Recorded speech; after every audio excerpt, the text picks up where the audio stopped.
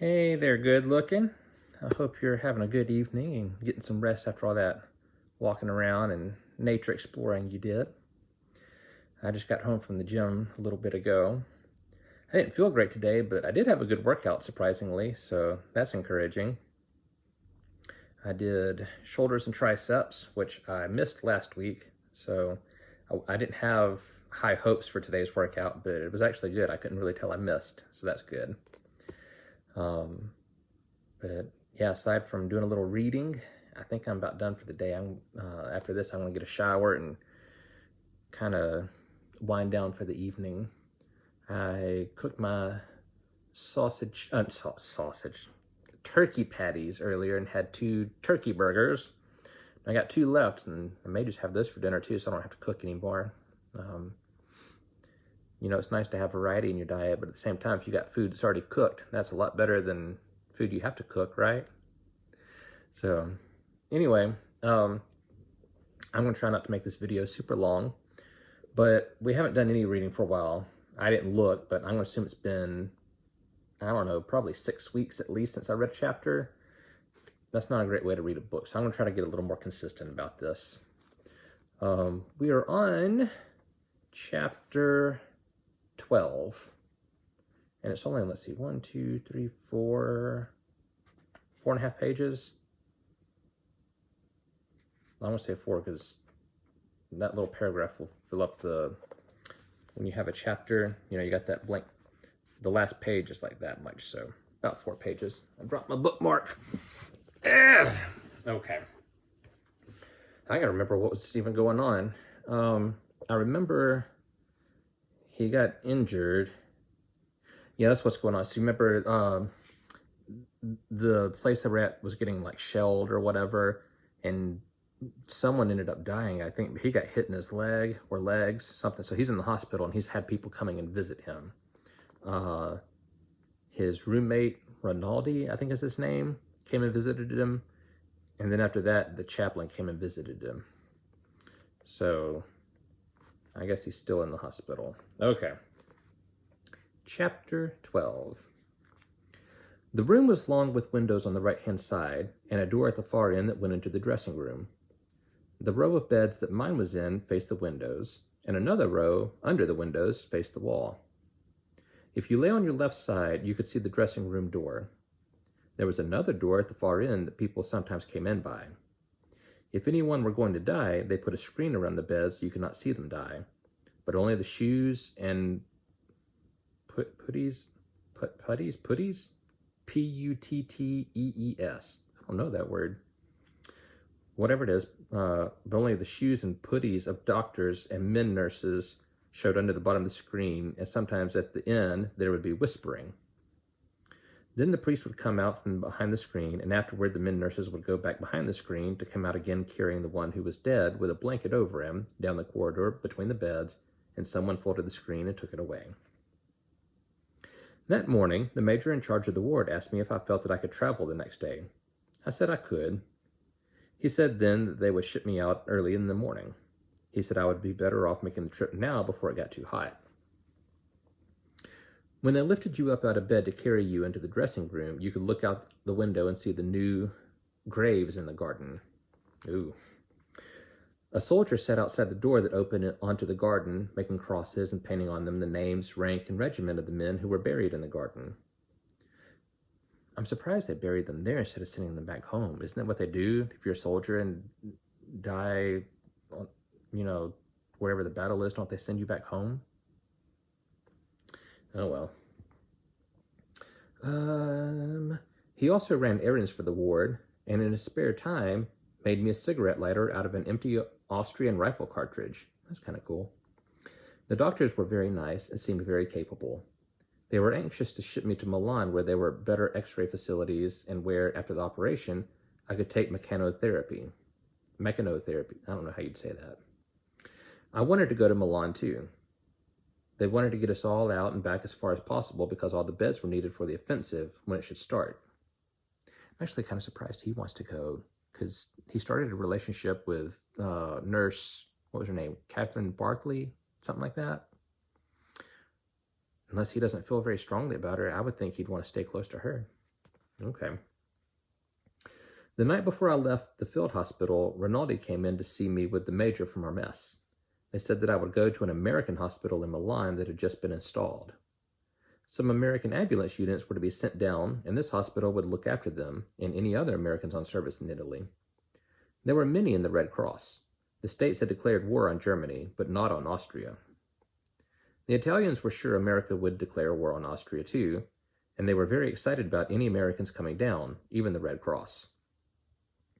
They asked me if I thought President Wilson would declare war on Austria, and I said it was only a matter of days.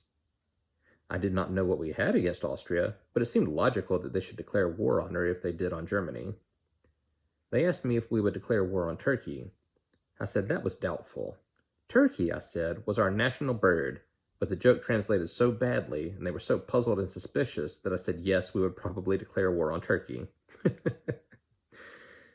And on Bulgaria? We had drunk several glasses of brandy, and I said yes, by God, on Bulgaria too, and on Japan. But, they said, Japan is an ally of England. You can't trust the bloody English. The Japanese went to Hawaii, I said. Where's Hawaii? It is in the Pacific Ocean. Why do the Japanese want it? They don't really want it, I said. That is all talk. The Japanese are a wonderful little people, fond of dancing and light wines. Like the French, said the major. We will get... You know, I've never known how to pronounce this. I've seen it written before, a French, I'm assuming city. It's spelled like the word nice, like kind, nice, N-I-C-E. But I don't know if that's how it's pronounced. It could be who knows what in French. But anyway, he says, we will get nice and Savoia from the French. We will get Corsica and all the Adriatic coastline, Rinaldi said. Italy will return to the splendors of Rome, said the major. I don't like Rome, I said. It's hot and full of fleas. You don't like Rome? Yes, I love Rome. Rome is the mother of nations. I will never forget Romulus suckling the Tiber. What? Nothing. I don't know how much you know about that. So, in case you haven't heard of, what are their names? Remus and Romulus? The myth of the origin of Rome, like ancient Rome, where the myth was these two brothers, I don't remember if they were twins, but if I remember right, their names were Remus and Romulus. And for whatever reason, they were out in the wilderness as babies, like no one to take care of them. So some wolf nurses them and raises them. And these two brothers grow up and decide to found a city on a hill, which becomes baby Rome. And eventually they keep growing and you know, turns into the Roman Empire. And obviously it's a myth, but that's what they were referencing there is, I will never forget Romulus suckling the Tiber. So Romulus was one of the brothers and whatever. Okay. So he says, I will never forget Romulus suckling the Tiber. What? Nothing. Let's all go to Rome. Let's go to Rome tonight and never come back. Rome is a beautiful city, said the major. The mother and father of nations, I said. Roma is feminine, said Rinaldi. It cannot be the father. Who is the father then? The Holy Ghost? Don't blaspheme. I wasn't blaspheming. I was asking for information. You were drunk, baby. Who made me drunk? I made you drunk, said the major. I made you drunk because I love you and because America is in the war. Up to the hilt, I said. You go away in the morning, baby, Rinaldi said. To Rome, I said. No, to Milan. To Milan, said the major. To the Crystal Palace, to the Cova, to the Camparius, to Biffy's, to the Galleria. You lucky boy. To the Grand Italia, I said, where I will borrow money from George. To who is George? Have I forgotten something? Is that a reference to something? Oh, well. We'll borrow money from George. To the Scala, said Rinaldi. You will go to the Scala. Every night, I said. You won't be able to afford it every night, said the major. The tickets are very expensive. I will draw a sight draft on my grandfather, I said. A what? A sight draft. He has to pay or I go to jail. Mr. Cunningham at the bank does it. I live by sight drafts. Can a grandfather jail a patriotic grandson who is dying that Italy may live? Live the American Garibaldi, said Rinaldi. Boy, these words I'm struggling with. Viva the sight drafts, I said. We must be quiet, said the major. Already we have been asked many times to be quiet. Do you go tomorrow, really, Federico? He goes to the American hospital, I tell you, Rinaldi said. To the beautiful nurses. Not the nurses with beards of the field hospital. You know, most of this book that we've been reading so far, when there's conversations, it does it the normal way. Like it breaks it out. Like this person's talking, and then when the next person starts talking, it goes down to the next one. This is the conversation I've been reading. You don't know who's talking until it just gets to said Rinaldi or whatever. It's been less enjoyable to read. Yes, yes, said the major. I know he goes to the American hospital. I don't mind their beards, I said. If any man wants to raise a beard, let him. Why don't you raise a beard, Signor Major? I don't know. It could not go in a gas mask. Yes, it could. Anything can go in a gas mask. I vomited into a gas mask. Don't be so loud, baby, Rinaldi said. We all know you have been at the front. Oh, you fine baby, what will I do while you are gone? We must go, said the major. This becomes sentimental. Listen, I have a surprise for you. You're English, you know? The English you go to see every night at their hospital? She's going to Milan, too. She goes with another to be at the American hospital. They had not got nurses yet from America. I talked today with the head of their reparto. They have too many women here at the front. They send some back. How do you like that, baby? All right? Yes, you go to live in a big city and have your English there to cuddle you. Why don't I get wounded? Maybe you will, I said. We must go, said the major. We drink and make noise and disturb Federico. Don't go. Yes, we must go. Goodbye. Good luck. Many things. Ciao, ciao, ciao.